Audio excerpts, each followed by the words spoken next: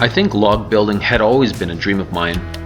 My purpose in compiling the photos and audio for this video was to record the process of building a log cabin step by step. At the end of this video, I have included some of my favorite books that have inspired me in this adventure as well. Maybe something in this video will inspire you to attempt a daunting task that's been on your bucket list for some time as well. I considered building a dovetail log cabin, but I settled on a full scribe round log cabin instead. Unfortunately, YouTube had not yet become a mainstream source for DIY tutorials. My lucky opportunity came with the misfortune of a local forest catching fire because of a massive ATV rally. For a mere $18, I was able to get a cutting permit for fire-damaged red pine logs.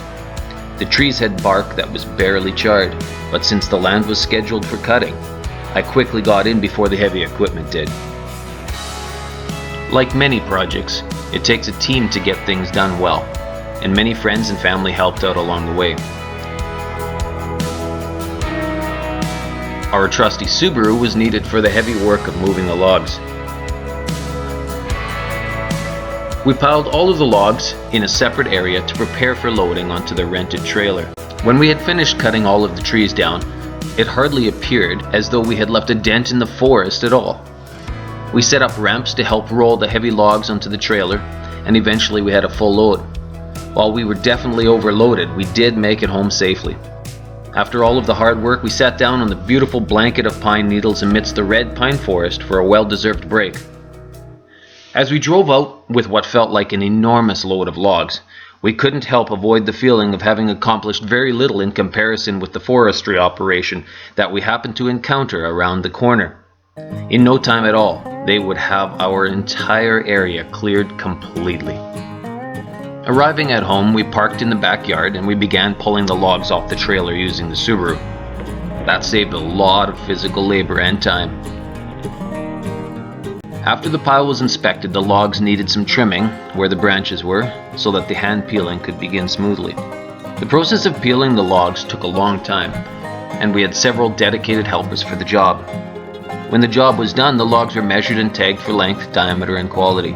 Prior to installing the logs, they were also power planed by hand to get down to a cleaner looking wood. Once the measurements had been taken, I marked out where the foundation blocks would be located, and I put them in place. I chose two of my largest logs for the base, and I fitted them onto the outside edges of the cement blocks. The logs going across were then chosen and braced in place for scribing. After the scribed lines were completed, we moved to the task of scoring and notching the logs. Both sides of each log, along the entire length, was scribed using a Veritas transfer or log scribe. The outer edge of the notches needed to always be sticking out the furthest so that no wood inside the notch would prohibit a tight fit. Using a metal log dog such as this one is a quick way to support the logs in place. I made a weatherproof toolbox to transport, protect, and organize all of the supplies. Slowly but surely, the pile of logs was becoming smaller. Work always became more precise when the inspectors showed up, and it was always appreciated to receive extra helping hands from family.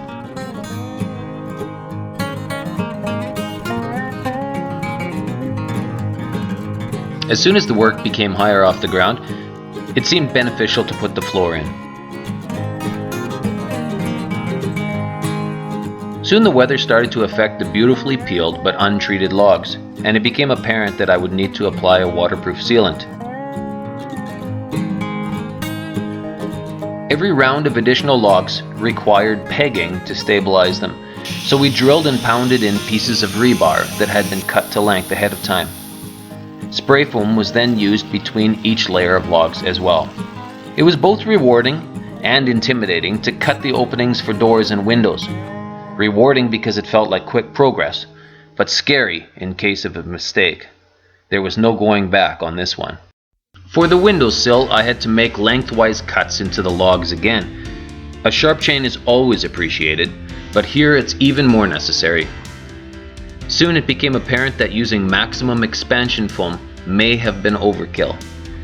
I had to use ratchet straps to ensure that the logs remained tightly fit together.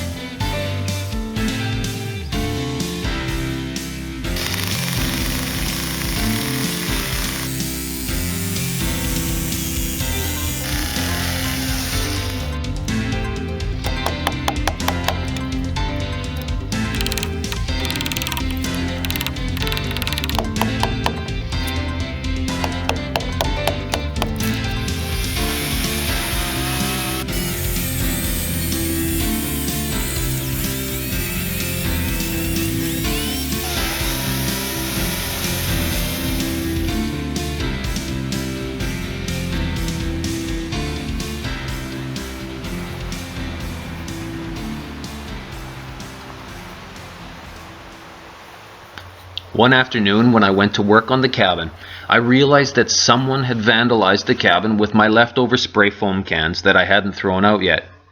Luckily, with a little bit of elbow grease, the foam all eventually came off and there was no permanent damage.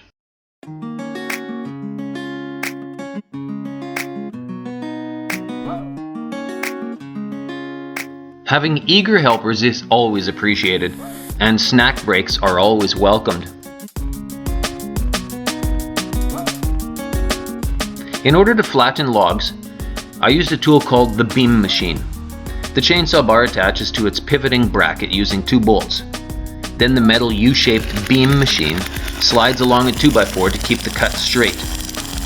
This process was used on the top logs, where a consistent angle was required. In order to make it simpler to seal the gaps between the rafters, the logs were flattened and placed on a 45-degree angle to match the roofline angle.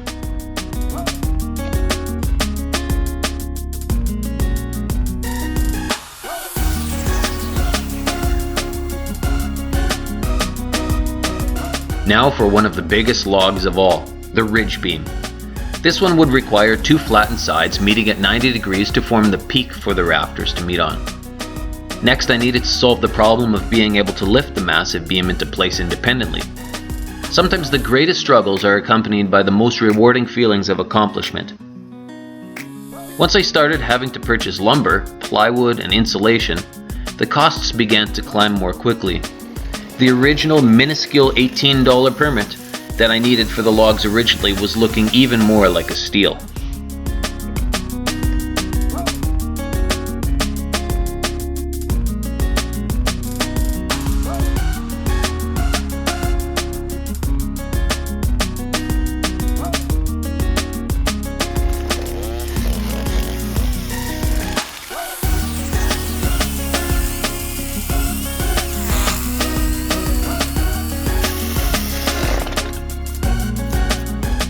We mouse-proofed and weatherproofed the floor joist spaces and began putting on some of the finishing touches that made the cabin shell more functional. When the cabin structure was all completed, I still had a few logs left over and I just couldn't let them go to waste, so I made a play structure for the kids.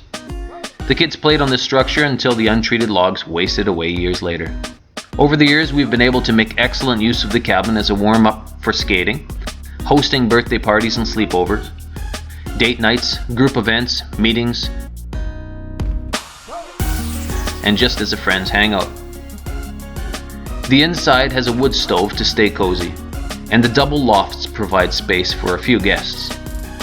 Family treasures, special books, and maps, as well as antiques, are kept in the log cabin now as well. My goal of building a log cabin has now been accomplished. It took a lot of time, but it has already been put to good use, and hopefully it will be used many decades to come. Now I just need to transplant a lake. A couple of books that inspired me to build a cabin of my own are Wilderness Seasons and Shelters, Shacks, and Shanties. An instructional guidebook that helped me do my planning was The Complete Guide to Building Log Homes.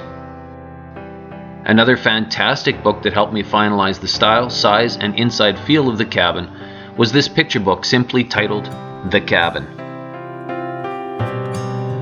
More recently, I have been captivated by the creativity and ingenuity of homes that are pictured in 2 of Lloyd Kahn's books entitled Shelter and Tiny Homes, Simple Shelter. Now we just have to finish the cabin in the wilderness. Thanks for watching.